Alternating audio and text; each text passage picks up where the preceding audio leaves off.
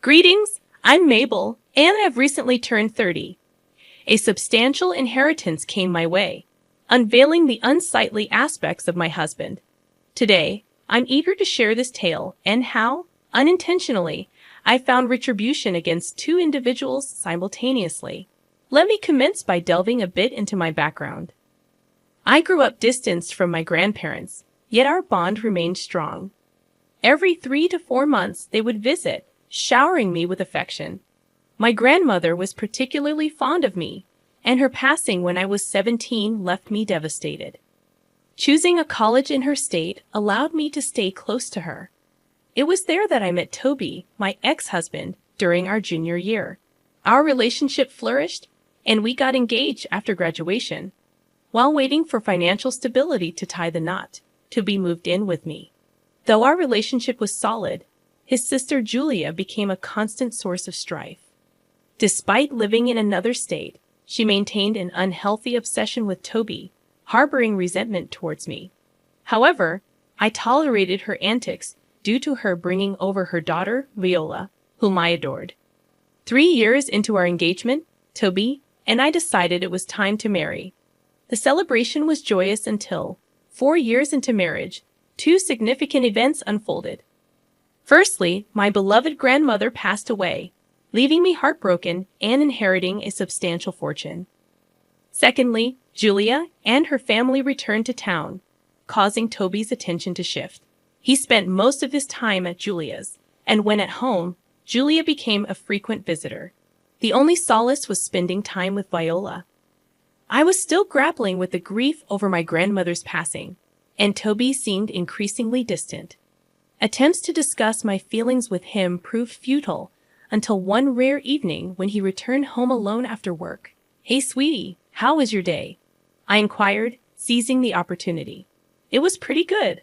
What about you?" Toby replied, his nonchalant demeanor evident. "I've noticed you've been visiting Julia quite often. What's going on?" I ventured.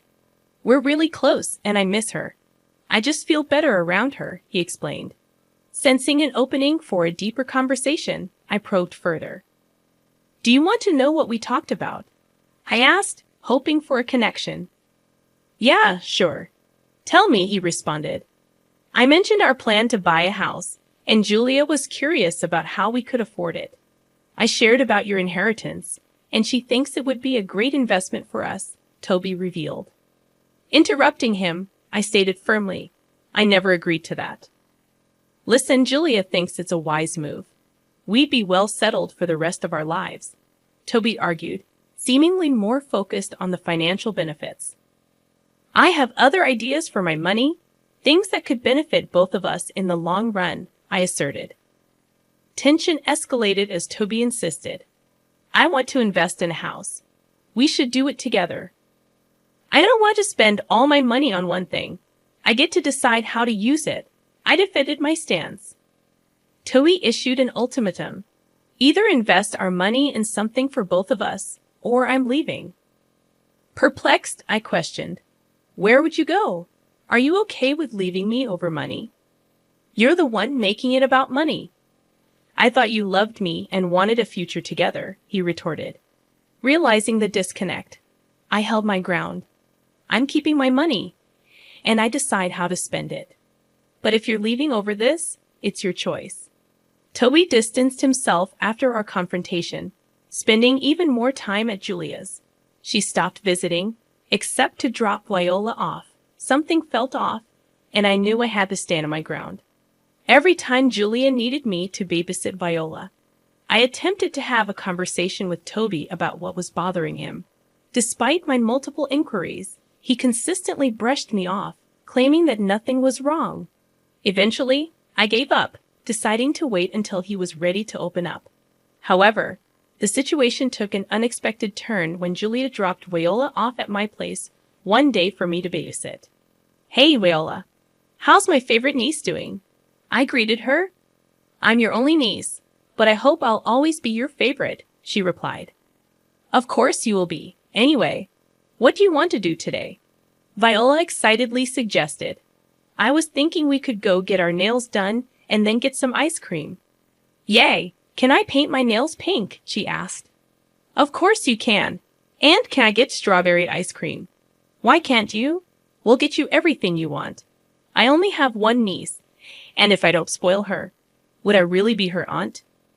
Viola sweetly declared, You know you're my favorite aunt.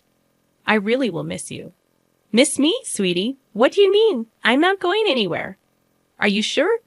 Yes, of course. Where do you think I'll be going? Well, it's just that. What is it? You can tell me anything. I swear I won't tell anyone else a word. Viola hesitated but finally shared, Okay, well, I heard Mommy and Uncle talking the other day. Uncle, as in Uncle Toby, yeah. Mommy said she's going to help Uncle with getting some cases. Cases? What are you talking about? They kept talking about some cases that would give them some money. Then she told her uncle that he would have a nice big house after he left you. What? Oh my God, sweetie. When did you hear about this? Well, I heard about this like 2 days ago. Are you sure you heard correctly? Yes, I'm sure that I heard correctly. As soon as Mommy saw that I was listening to them, she yelled at me to go to my room. She also told me not to tell you anything about her talk with her uncle, but I only told you because you're my favorite aunt. Thank you so much, sweetie. Now, enough of this. Let's go out and have a fun day. I did my best to carry on with the day as if I hadn't heard Viola's revelation. I could tell she felt bad for telling me, but I assured her that she did nothing wrong. After enjoying the day, when it was time for Viola to go back home, I made her promise not to tell her mom or Toby about our conversation. Viola promised and hugged me goodbye. As Julia picked her up, panic began to rise in my chest. I sensed something was wrong with Toby, but the idea of him trying to manipulate me into spending my money on him was a new low. It was something I would have never expected from him, so I took the only course of action I could think of and called Toby's father, Edgar, who happened to be a lawyer. Despite the potential suspicion that Edgar might be involved in Toby and Julia's plan, my gut feeling told me he was a good man. Edgar had always treated me like a princess and consistently put Julia in her place whenever she tried to bully me. Edgar answered the call in his usual amiable manner. Hello, darling. To what do I owe this phone call? Hi, Edgar. How are you? I asked. Oh, I'm doing quite well. What about you? He replied. I actually don't know. I called because I need your help, I confessed. My help? What could I help you with? Isn't Toby around? Edgar inquired. He is, but he kind of is the problem, I explained. Oh no, I always told that boy to treat you right because it's really hard to come by women as amazing as you, he sympathized. Thank you, Edgar. You may be the only one in your family that thinks of me as amazing. What are you talking about? Well, I was babysitting Viola the other day, and she told me that Toby and Julia were planning something against me. Against you? What do you mean? She didn't know the specifics, but there is a case involved. Apparently, they plan on taking money from me. What in God's name are you telling me? I also don't know what's going on. I'm worried, and I figured I'd come to you for help, considering you're a lawyer.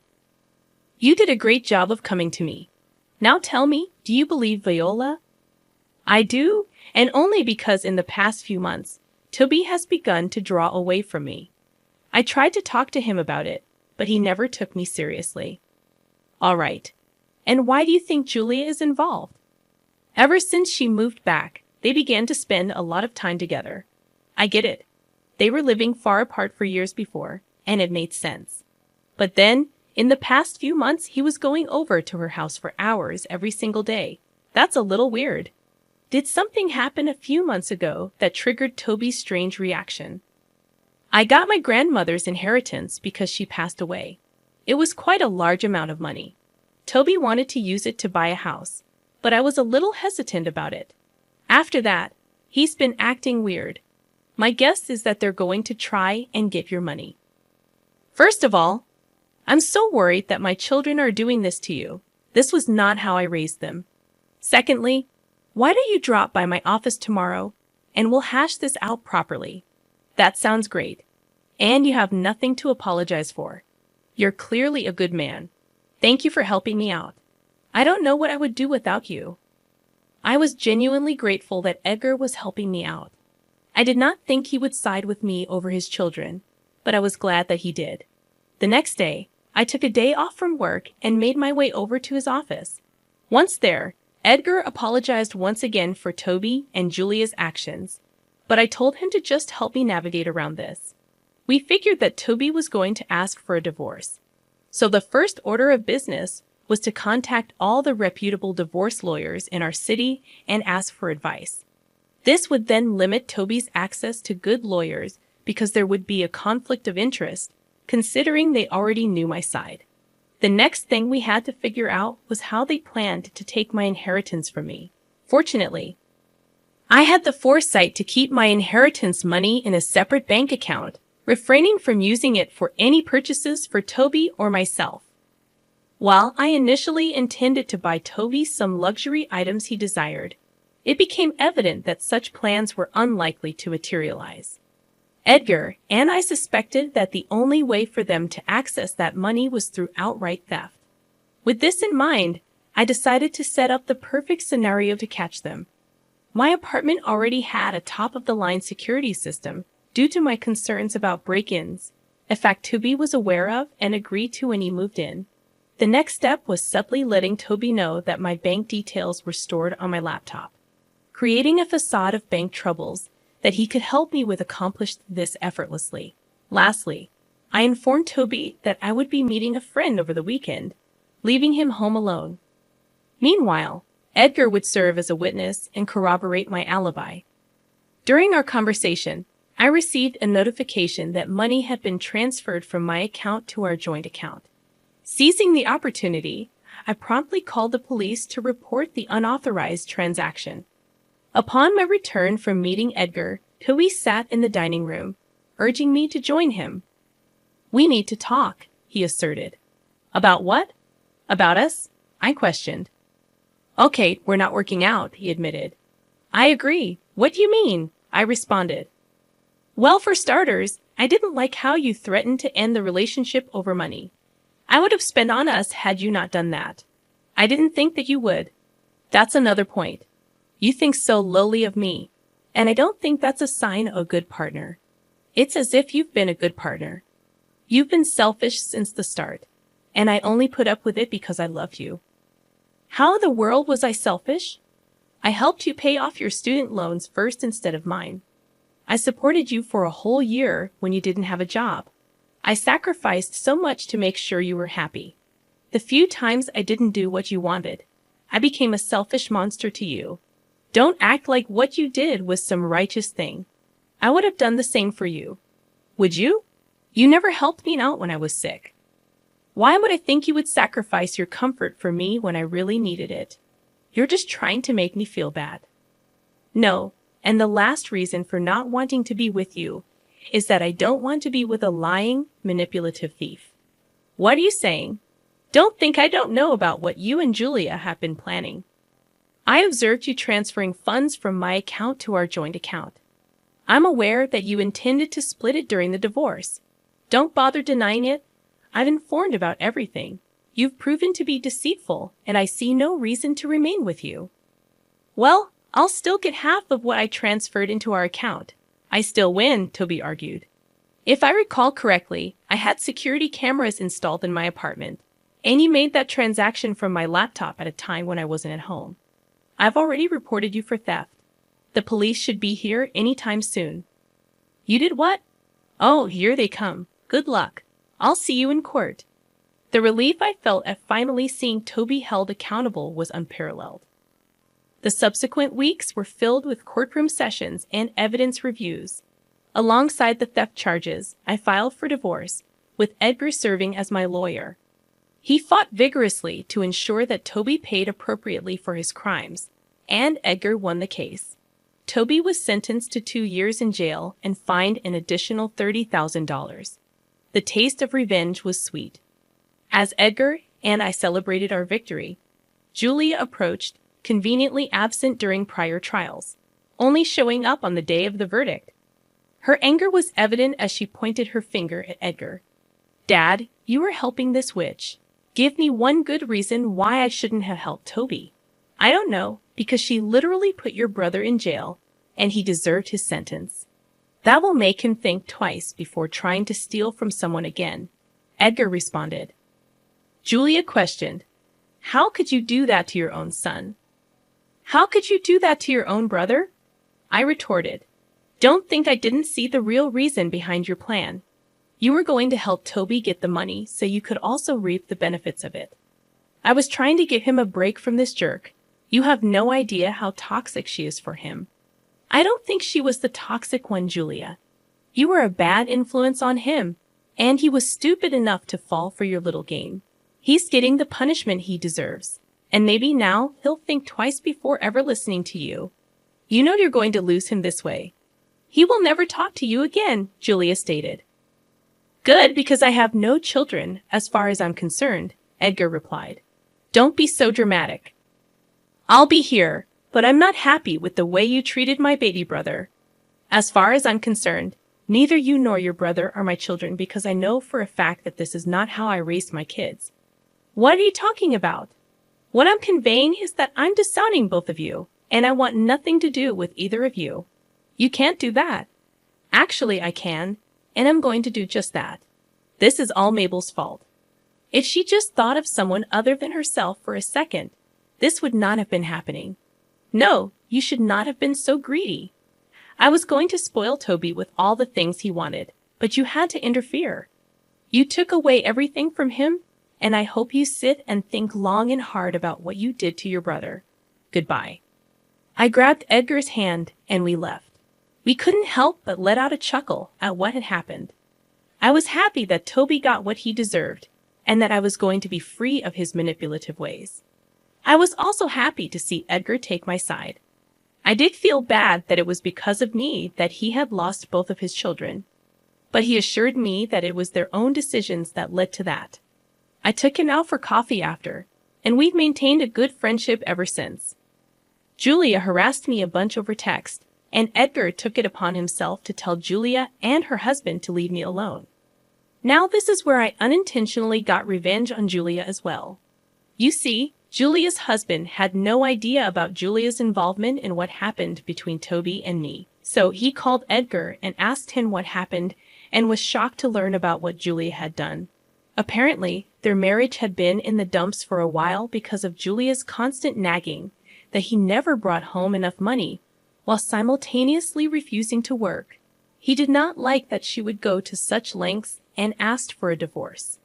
Of course, he also asked for full custody of Viola and managed to get almost full custody. Julia got custody for every other weekend, not to mention she didn't get much through that divorce either, considering that he had her sign an ironclad prenuptial agreement before marriage. Julia only received a small amount of alimony for a set period, and she was kicked out of their house. Once again, she blamed it all on me, and if I'm being completely honest, I was a little happy to see the way she got what she deserved. She tried to meddle in someone else's life, and she paid the ultimate price for it. Not to mention, I got to see Viola still because she loved me, and Julia's ex-husband could not say no to Viola. He was very apologetic for what Julia did, but I reminded him that he had no idea, so he had nothing to apologize for. And before you ask, yes, I am spoiling Viola senseless. As for me, my life is only getting better. I got a promotion at work and also decided to hire an accountant to help manage all my finances.